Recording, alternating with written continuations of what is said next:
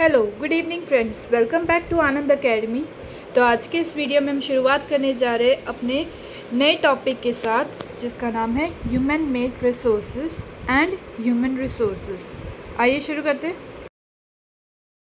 Human made resources are those which humans create using technology and skills. In the process natural substances are transformed into useful product.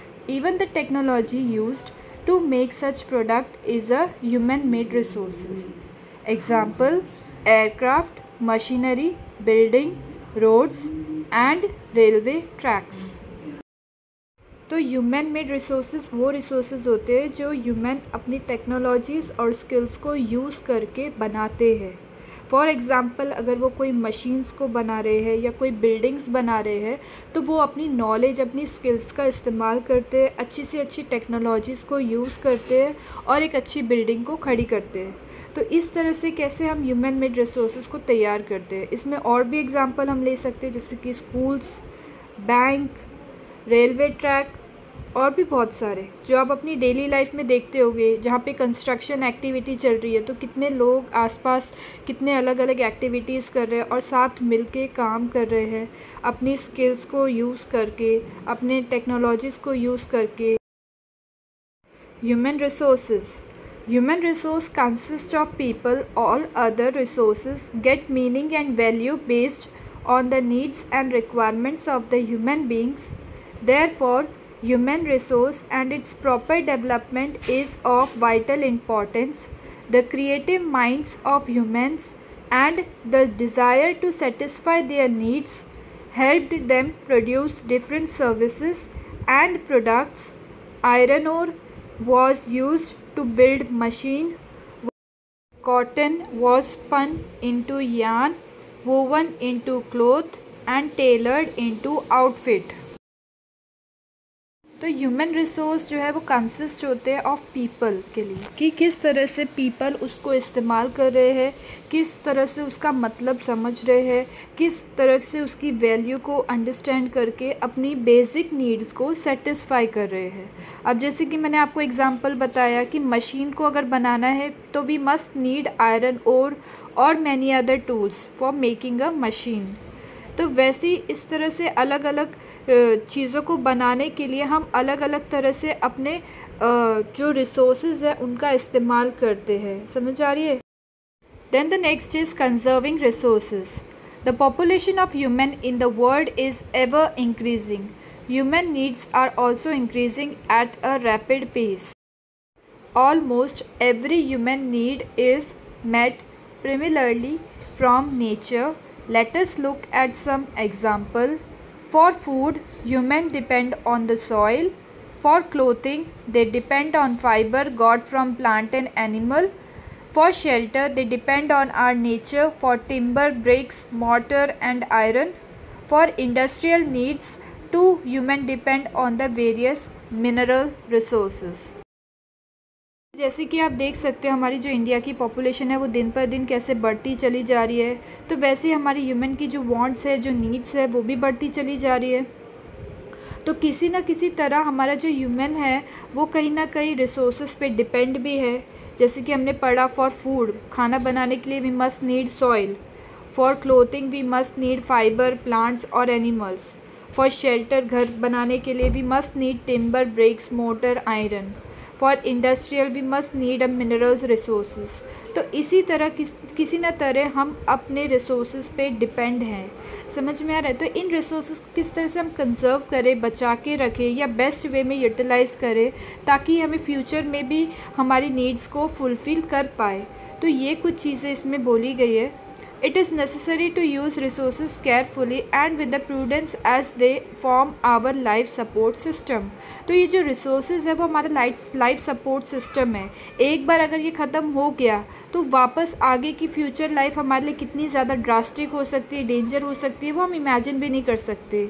तो इसलिए हमें अपने resources को बहुत completely अच्छे से यूज़ करना है, बिना वेस्ट किए उसको जितना हो सके उतना यूज़ करना है। जैसे फॉर एग्ज़ाम्पल अगर वाटर है तो ऐसा नहीं है कि वाटर घर में आ रहा है तो चलो लीकेज करे, पानी फैलाए या टैप ओपन करके छोड़ दे, नहीं। ये कुछ चीज़ें हैं हमें ध्यान रखनी है अपने घर के अंदर ही। हमारे बच्चों को भी यही सिखाना है कि वाइल ड्रिंकिंग अ वाटर और while you are washing your hand you must have a habit to close the tap on time.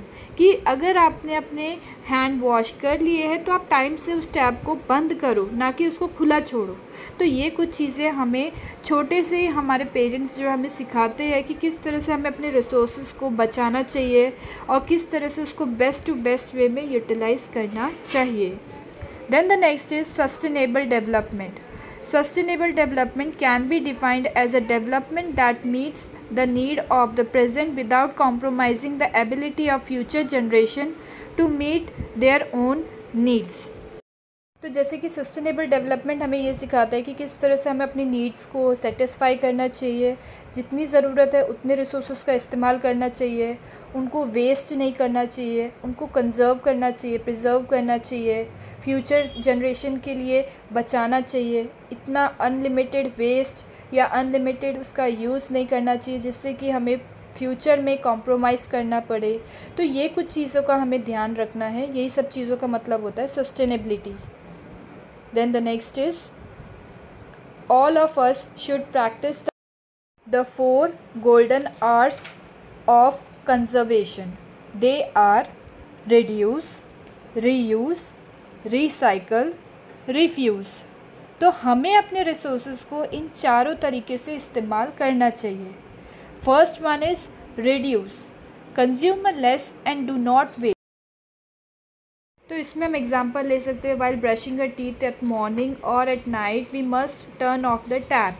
Means कि जब भी आप ब्रश कर रहे हो अपने टीथ को तो आपको ये चीज़ें पता होनी चाहिए कि हमें वाटर को उतना ही इस्तेमाल करना है जितनी हमें उसकी ज़रूरत है, और अगर हमें उसकी ज़रूरत नहीं है तो हमें उस टैप को टर्न ऑफ भी करना है। तो रिड्यूस करना, वेस्टेज ऑफ वाटर को रिड्यूस करना।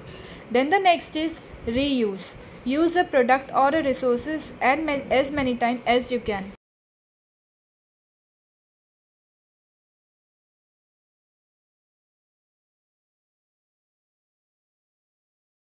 तो इसमें हम एग्ज़ाम्पल ले सकते हैं हमारे पानी बॉटल का, जो 10 रुपीज़ में अवेलेबल हो जाती है बिस्लरी की, और हम क्या करते हैं उस पानी को यूज़ करने के बाद उस वाटर बॉटल को थ्रो करने के बजाय उसको और भी अलग अलग तरह से यूज़ करना, उसके अंदर प्लांट ग्रो करना या उसको कोई घर में डेकोरेटिव तरीके से यूज़ करना, डेकोरेशन के लिए यूज़ करना।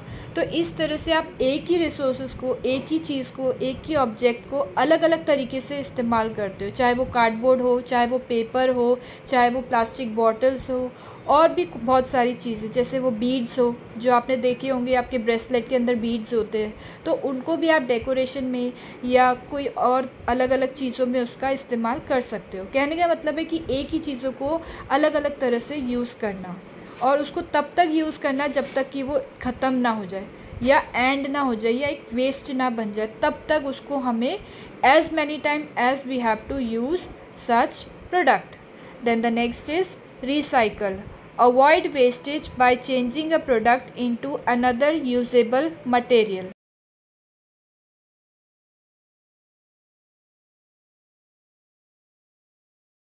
अब इसमें हम एग्जांपल ले सकते हैं पेपर का, कि पेपर एक बार वेस्ट हो जाता है तो हम उसको रिसाइकल करते हैं, और रिसाइकल करने के बाद उसका टॉयलेट पेपर बनाते हैं, या उससे हमारे जो प्लास्टिक प्लेट्स है या जो डिशेज़ है जिनको हम यूज़ करते हैं फॉर बर्थडे पार्टी में जो हम यूज़ करते हैं ना डिश, वो सब किससे बनती है? पेपर से बनती है। तो इस तरह से हम अपने पेपर को रिसाइकल कर रहे हैं और उससे एक नया प्रोडक्ट बना रहे हैं। मीन्स एक ओल्ड प्रोडक्ट को आप रिसाइकल करके एक नया प्रोडक्ट बना रहे हो और फिर उसको इस्तेमाल कर रहे हो, इंस्टेड ऑफ वेस्टेज। अवॉइड करना है वेस्टेज को और उससे एक बेस्ट प्रोडक्ट वापस से तैयार करना है और फिर से उसको यूज़ करना है, इसी को बोलते हैं recycle.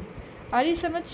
Then the next is refuse, if do not need a thing refuse it, ख़त्म कर दो। अगर आपको कोई ऐसी चीज़ है जो,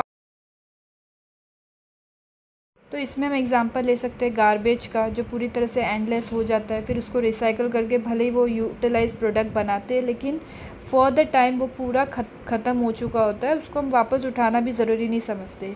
तो ऐसे किसी प्रोडक्ट्स को हमें रिफ्यूज़ करना है, ख़त्म कर देना। तो उसको हम कैसे रिफ्यूज़ कर सकते हैं? आग जला के, उसको बर्न करके, पूरी तरह से एंड कर देना कि वापस उसको कोई और यूज़ नहीं कर पाए।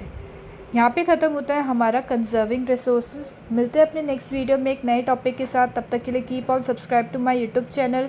भर भर के कमेंट्स करिए। Good bye.